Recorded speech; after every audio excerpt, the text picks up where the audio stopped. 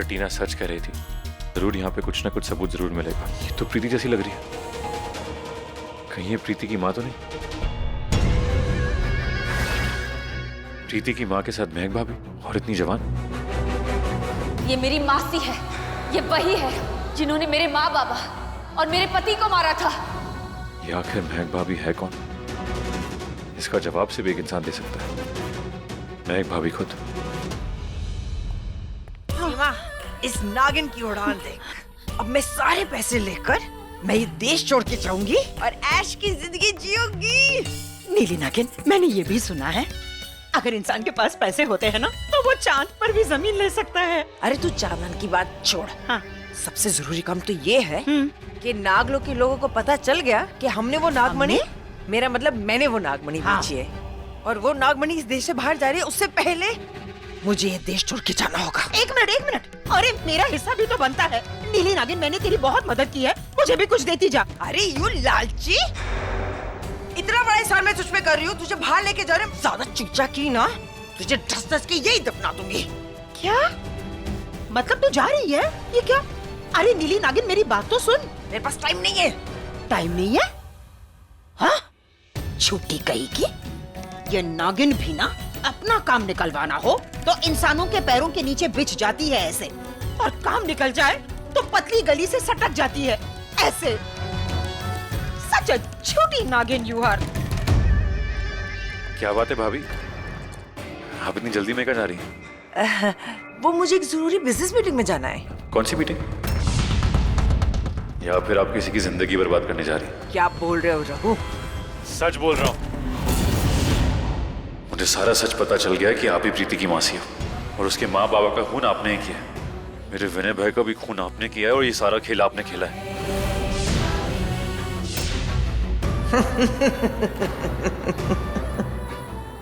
हाँ, ये सारा खेल मैंने रचा है। और अब अगर तुझे सच्चाई पता ही चल गई है तो मुझे ये संस्कारी भाभी का नाटक नहीं करना पड़ेगा। और अगर आप प्रीति की मासी हो तो आपकी उम्र क्यों नहीं बढ़ी? तेरी उम्र जानना चाहते हो?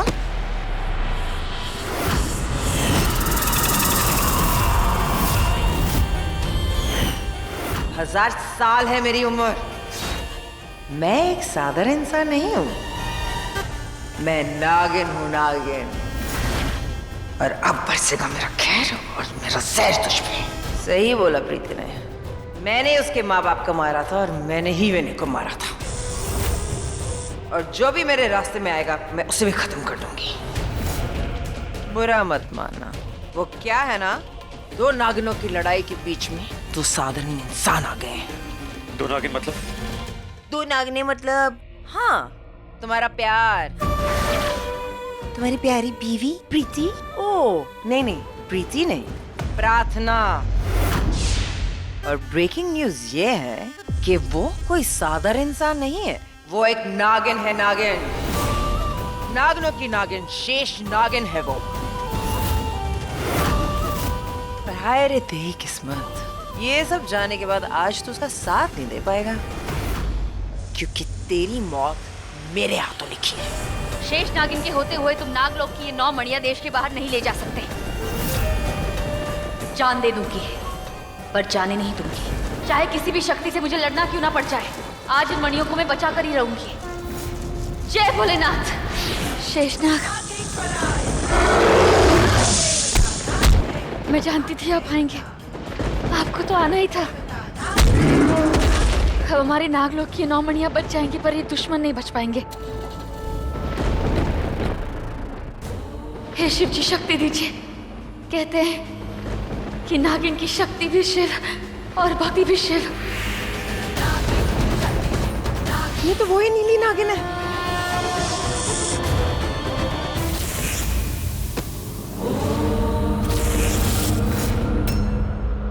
वो 9 मणियां? ओ नो, नीली नागिन फिर आ गई। ये तो वही नागिन है कि जिसने विशाखा और शेषा जैसे जहरीली नागिन को निर्वासित स्थान में फेंक दिया था, और अब वो मेरे पीछे। बहुत ले लिया मेरे सब्र का इम्तिहान, अब और नहीं। ये तो वही निर्वासित स्थान का दरवाजा है। कहीं ये सब मुझे अंदर तो नहीं फेंकेगा? छोड़ दो मुझे। महानागराज शेषनाग, हमारे नागलोक के महानागों की ये 9 मणियां।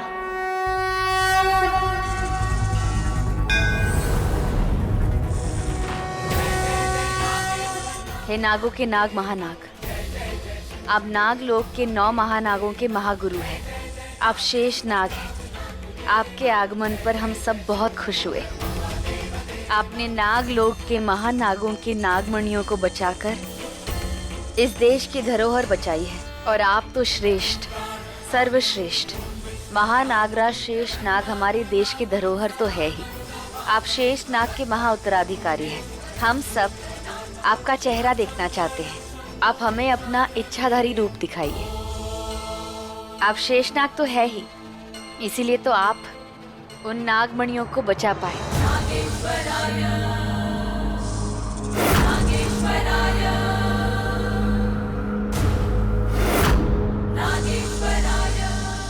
मैं शेषनागिन आपको ललकारती हूँ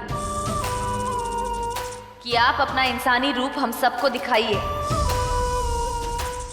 आपके इंसानी रूप में मेरी आत्मा का दूसरा पहलू है। मुझे मेरा दूसरा पहलू दिखाइए। अपने इंसानी रूप में आइए।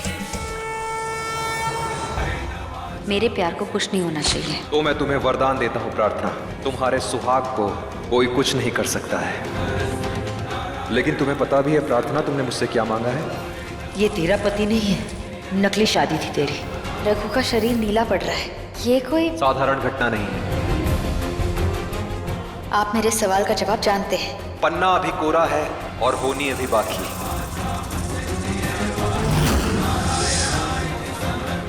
मैं हूं नागों का नाग, श्रेष्ठ,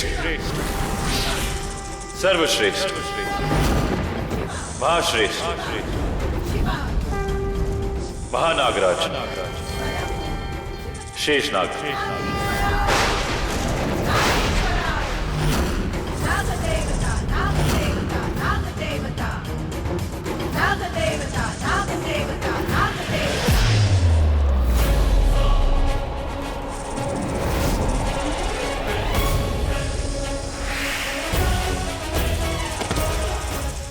रघु,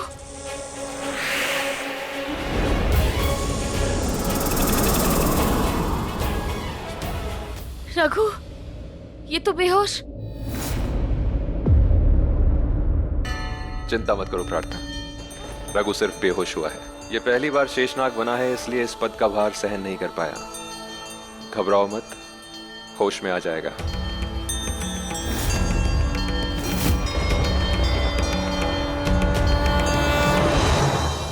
कौन हो तुम? और कल वो सांप कैसे पहुंचे वहां पे? कौन है तुम? मैं नागिन हूँ, शेष नागिन। और तुम शेष? क्या हो तुम नागिन और ये सब?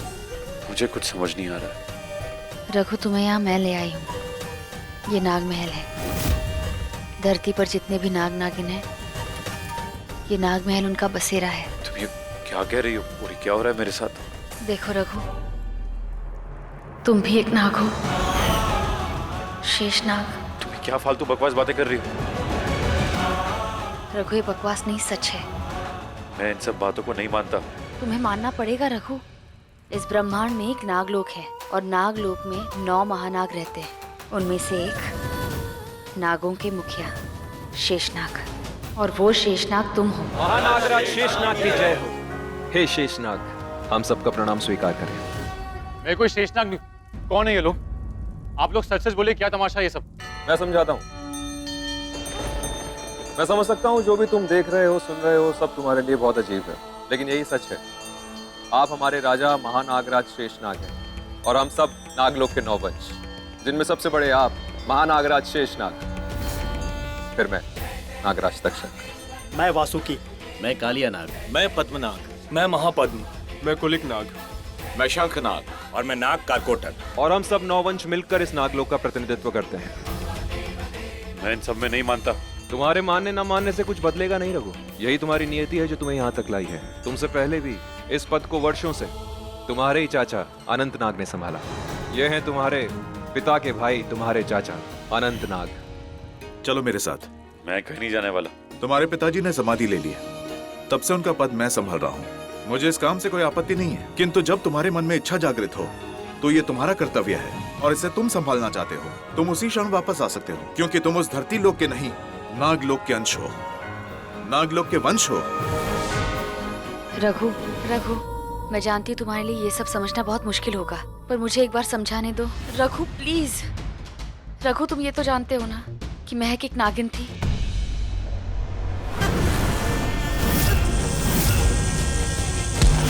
हाँ, वो उसने मुझे मारने की कोशिश की थी, पर जैसे तैसे मेरी जान बच गई। वो इसलिए क्योंकि तुम एक शेष नाग हो रघु, इसलिए महक के जहर का तुम पर कोई असर नहीं हुआ। मुझे उसने कहा था कि तुम भी